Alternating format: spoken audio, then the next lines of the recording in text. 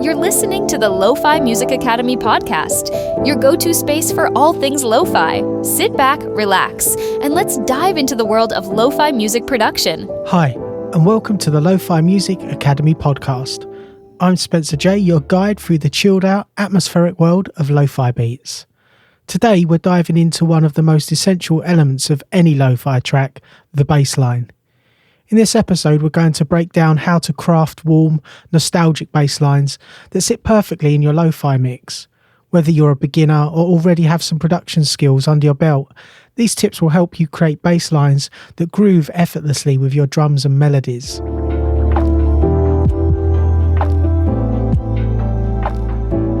So why is the bass line so important in lo-fi music? While the drums, melodies and ambience often steal the spotlight, a well-crafted bass line holds everything together. It provides the foundation and groove of your track, while also enhancing the warmth and depth of the overall mix. In lo-fi, bass lines tend to be simple, melodic and warm, nothing too complex, but they add a richness to the track that helps it feel complete. Whether you're using a real bass guitar, synth bass or sample-based instrument, getting the tone and rhythm just right is key. So how do we go about crafting that perfect warm bass line? Let's dive into some essential tips.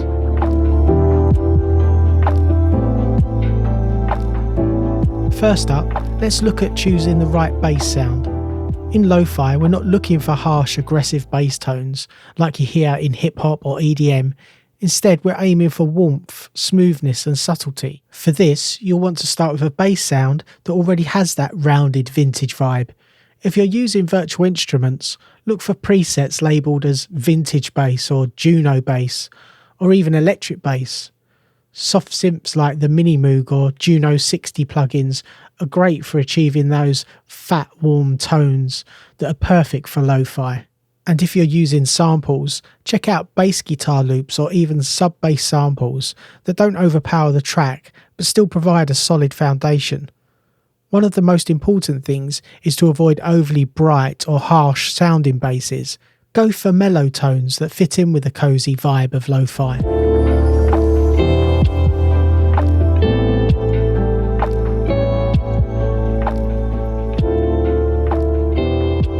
Once you've chosen your bass sound, it's time to work on the bass line pattern itself. In lo-fi, less is often more. You don't need a super intricate or fast moving bass line. Instead, aim for simplicity and groove. Start by locking your bass to the rhythm of your drums. You want your bass line to groove with your kick and snare, creating a laid-back, flowing feel. A lot of great lo-fi bass lines are based on just one or two root notes that follow the chord progression.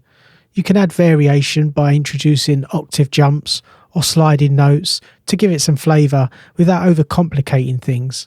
A great approach is to write the bass line in a way that it complements the kick drum. You don't want them clashing, so experiment where the bass hits full in relation to the drums. This creates a rhythm section that feels tight and cohesive.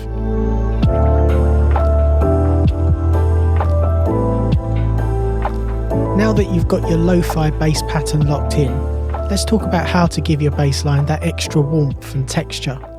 Lo-fi is all about creating a nostalgic, vintage vibe, and the bass line is no exception. Here are a few key effects to use. Firstly, saturation. One of the best ways to add warmth is by using saturation or tape emulation. Plugins like RC20 Retro Color or Softtube's saturation knob can give your bass that analog warmth, making it feel more alive and less digital. Keep the effects subtle. You want it to enhance the bass, not overpower it. Next, our trusty EQ. Use a low-pass filter or EQ to roll off some of the higher frequencies. This will help soften the bass and make it sit better in the mix, avoiding any harshness. Focus on boosting the low mids around 100 to 250 Hz to give your bass line body and warmth. Another key effect is sidechain compression. To give your bass line that classic lo-fi pumping effect, try sidechaining it to your kick drum. This helps create a gentle ducking effect, allowing the kick to punch through the mix without the bass overpowering it. Plus, it adds a bit of groove and movement to your bass line.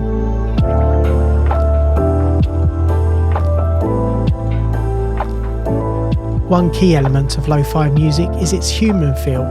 It's not supposed to be overly polished or robotic. When programming bass lines, this can be tricky since MIDI notes can sometimes sound too perfect. To fix this, introduce some swing into your bass pattern, or even manually adjust the timing of certain notes so they don't all hit perfectly on the beat.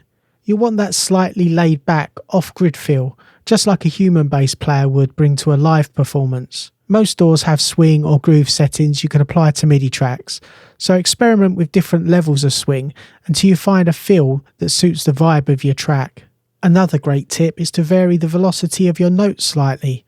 This makes the performance feel more dynamic and less mechanical.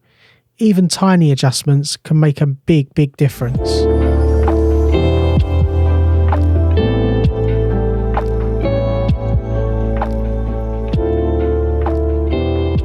Here's an advanced tip for those looking to add extra depth to their bass lines: layering.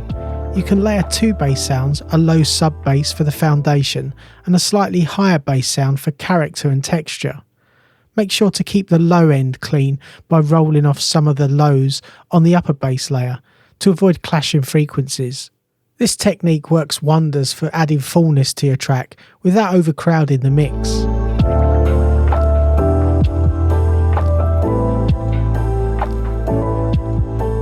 To wrap things up, crafting a warm bass line is one of the most important steps in lo-fi music production.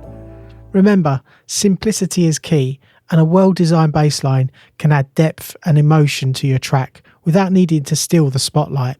Focus on choosing the right sound, creating a tight groove with your drums, and adding subtle warmth through effects like saturation and EQ. And don't forget, lo-fi is all about feel. Introduce swing, humanise your timing, and don't be afraid to embrace imperfections. That's what gives your music that cosy, nostalgic vibe. If you enjoyed this episode, please consider subscribing, leaving a review, or sharing it with fellow music producers who might find it useful. Until next time, keep creating, stay inspired, and remember, it's all about the vibe. Take care and see you in the next episode. Thanks for tuning in to the LoFi Music Academy podcast. If you're ready to start making lo-fi music and want to go even deeper, grab your free guide. Discover the 6 essential steps to create a release-ready lo-fi track from scratch. Whether you're using budget gear in your bedroom or a small home studio, this guide will help you get that polished, dreamy lo-fi sound you're after. Just go to www.lofimusicacademy.com. Until next time, keep creating those laid-back vibes, and don't forget to subscribe for more lo-fi tips and tricks.